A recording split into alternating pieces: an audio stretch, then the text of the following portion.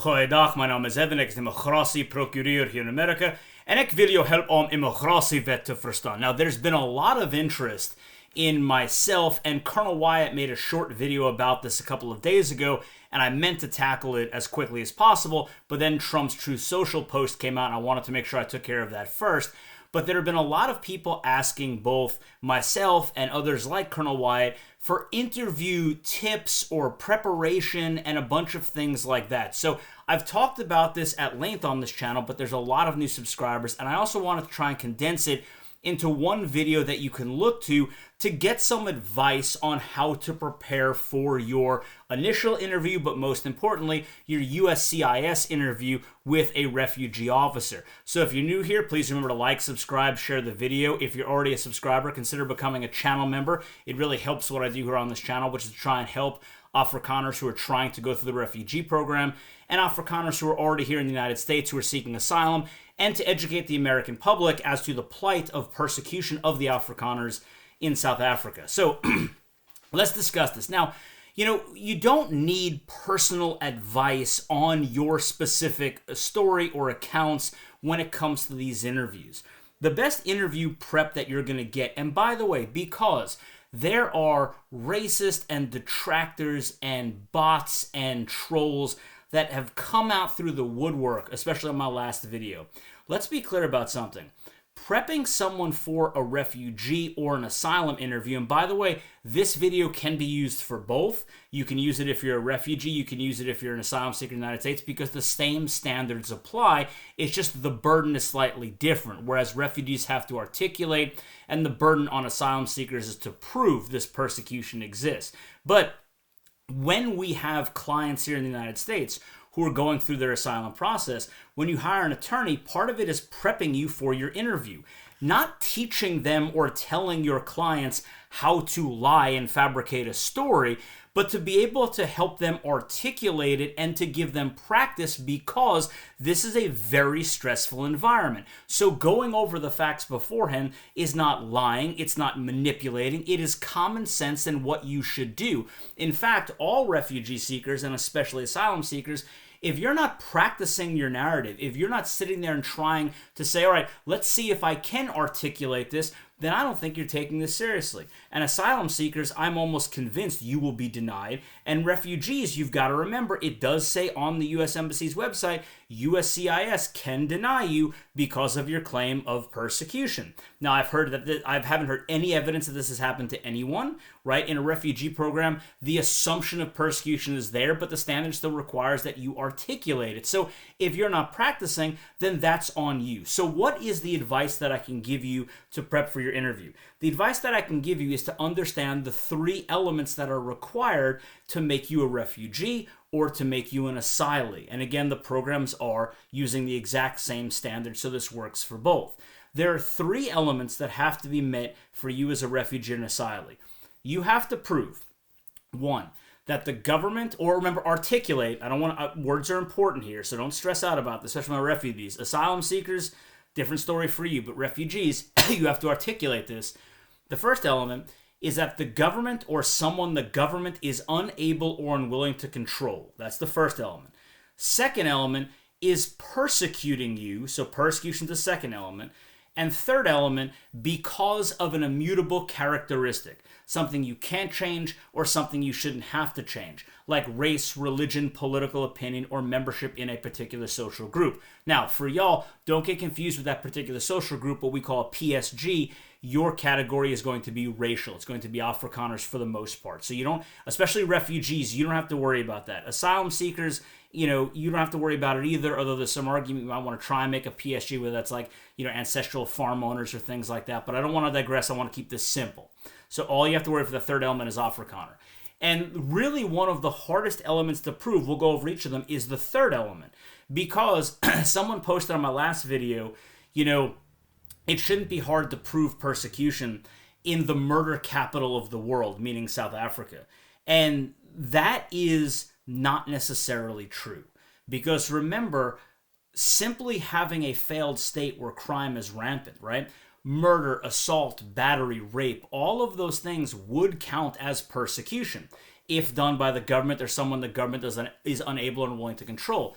However, you have to be able to articulate or prove that it was done because you're an Afrikaner, right? Just because someone's country is a failed state, and just because someone's country is absolute garbage and crime-ridden, and you may not be able to walk out on the street without a bullet whizzing by your head, that is horrible, horrific, and yes, that exists in many parts of the world, but that does not give you the right to be a refugee or an asylum seeker, unless you can articulate for the refugees or prove for the asylees that this violence is happening to you because you are an Afrikaner. That the reason the people are attacking you or threatening you or have attacked you in the past or have done A, B, C, or D to you is because you're an Afrikaner. And that can be very difficult to articulate or to prove. More so for the asylum seekers to prove, so it becomes very difficult. That's really it. But let's look at these elements. So first element, you have to prove the government or someone the government is unable and unwilling to control. Well, you have to look. And by the way, this works for both past persecution and the well-founded fear of future persecution. Somebody emailed me and said, Professor G, I'm terrified because nothing has happened to me in the past, but I'm afraid for the future. And I said, don't worry about it. The past is not the standard. Refugee programs and asylum programs are forward-looking. It is the well-founded fear of future persecution that will get you granted refugee status or get you granted an asylum status. The past persecution is only used because if you can prove past persecution and all those three elements, right? Those three elements prove past persecution. So I was attacked. Someone assaulted me, right? It was the government that assaulted me. It was government agents, the police that assaulted me. And I can prove that it was because I'm an Afrikaner, right? That proof, the fact that you articulated or proved past persecution, then gives you a rebuttable presumption of a well-founded fear of future persecution. Meaning the government will then say, okay, so you were assaulted or you were persecuted, sorry, this is the right words, you were persecuted in the past because of this immutable characteristic. Therefore, we're going to assume that you have a reasonable, well-founded fear of future persecution. However, they're going to then go look at the country of which you came from, or you're claiming refugee or asylum status from. And let's say it was the government. Well, what if the government has since changed, right? What if I was Cambodian and I was tortured by the Khmer Rouge, right? Pol Pot's government. And I fled here to the United States and I proved it. They persecuted me because I was a political dissident. I had a political opinion. That's an immutable characteristic. And I proved that it was done because of that. I proved that it was persecution, all of that. The government's going to say, okay, but now let's look at whether or not your well-founded fear that we presume you have is still reasonable. Well, no, the government is long gone. It's changed. So therefore, you do not merit a refugee program or asylum status. So for you guys in South Africa now, that's not really an issue, right? But you don't have to have had past persecution to be granted refugee status, because all that past does is give you a reasonable presumption that you still have this well-founded fear of future persecution because of what happened to you in the past. However, you don't need any past persecution. Asylum seekers, it makes it a lot easier for you, right? But the same thing, you don't need past persecution. So it's always forward-looking. So either or, if you're looking past for past persecution or forward, you've got to prove it's the government or someone the government's unable or unwilling to control. With South Africa, again, you can look at the fact that it's a failed state, that crime is rampant and out of control. That way you can say, if it's not the government, right? If it was the EFF or someone like that, then the government itself is actually actively participating in persecution. But if it was just two random people, let's say, that attacked you in the past, you would say the government can't or won't control these people because look at the crime statistics, right? Or if it's fear in the future, you can look at the EFF saying kill the Boer, kill the farmer, one bullet, one settler, or all these crazy chants. Malema, the leader, a member of the South African government and head of one of a very large and influential political party, saying that he wants to kill white people, right? That is a threat from the government. So you can clearly use that. The government refused to censor him or do anything about it. So unable or unwilling to control. The next element is persecution. Now remember, persecution is more than mere discrimination or harassment. It is extreme levels of conduct. It is threats to life, liberty, torture, assault, battery, rape. It is all of those things. So you have to look and you have to be able to articulate that you fear or you experienced this kind of persecution in the past. And I've said this before, BEE and racial laws are not enough. The United States has never recognized, except in extreme examples, and when I say extreme examples, I mean above and beyond BEE. I mean to the point where you cannot work in any job anywhere in your country and you're going to die because of it. We do not recognize economic refugees or economic asylees. That's one of the biggest reasons why President Trump has tried to revamp the immigration system, is because the abuse of people who are coming here claiming asylum, but they're really trying to be economic refugees because they can't find work in their home country because their home country is garbage. So, of course, you can cite to BEE and the race laws, but you need to have that higher level of extreme conduct. Not everything, and there's precedent for this in plenty of immigration court decisions, which is the same law that USCIS will use to adjudicate refugee programs,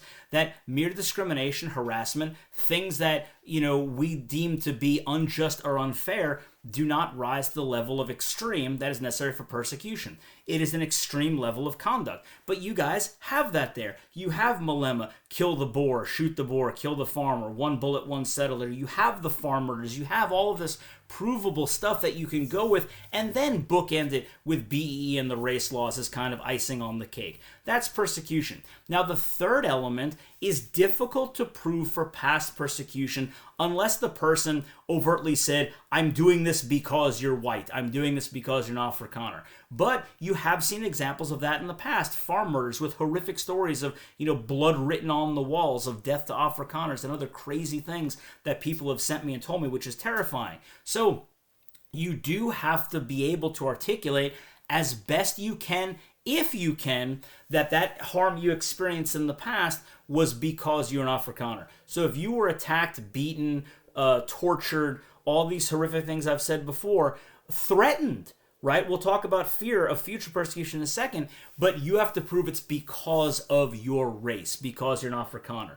Remember, I've said people from crappy countries does not a refugee make. Just because your country is crime-filled and violent and there's bullets whizzing everywhere, unless you can prove that harm is happening to you or will happen to you because of one of those immutable characteristics, it doesn't qualify you for a refugee program. So, forward-looking fear of future persecution, you have that. You have, Malema is the go-to, right? An actual member of the Zuid-Afrikaanse regering, the government, saying he wants to kill white people. And, I haven't called for the killing of white people yet. All these nonsense chants, all the, him and his, bunch of clowns that socialist, racist, communist garbage that he's sitting there trying to advocate for South Africa, all of that, the ANC, wanting to welcome him back in. Clearly you have future threats of violence simply because you are white, you're an Afrikaner. And then you could also, again, you can connect that to the race laws and things like that clearly specifically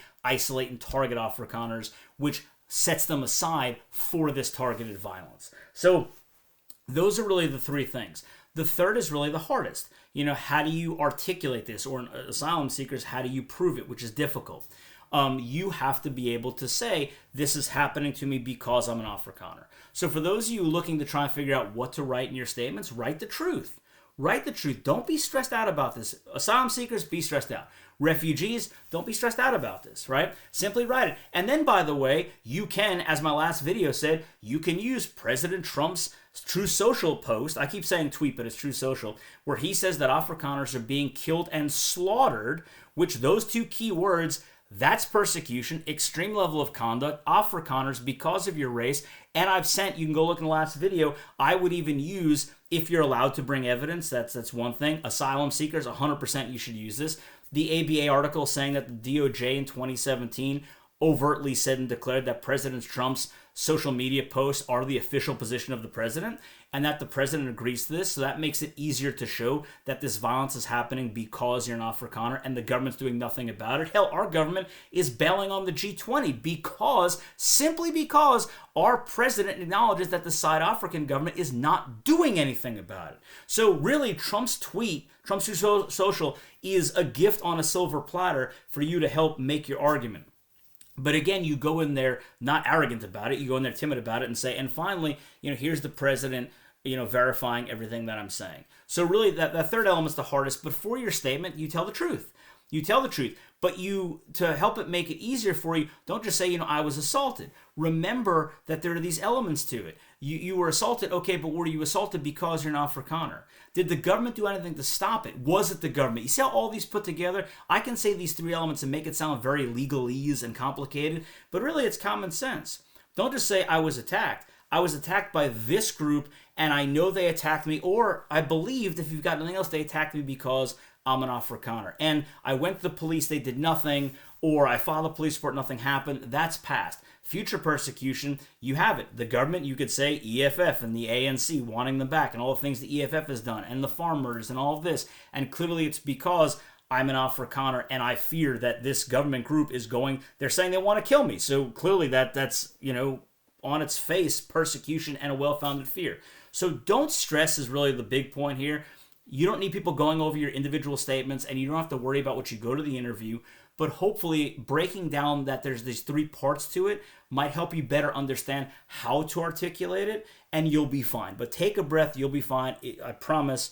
Just tell the truth, be honest, and remember that this refugee program is here to help you. Asylum seekers, same thing, but you're going to need a lot more evidence, a lot more proof. You're going to have to go in there very prepared to prove those three elements, ironclad without question. But hopefully this video helps. Remember to like, share, subscribe, and I'll see you for the next one.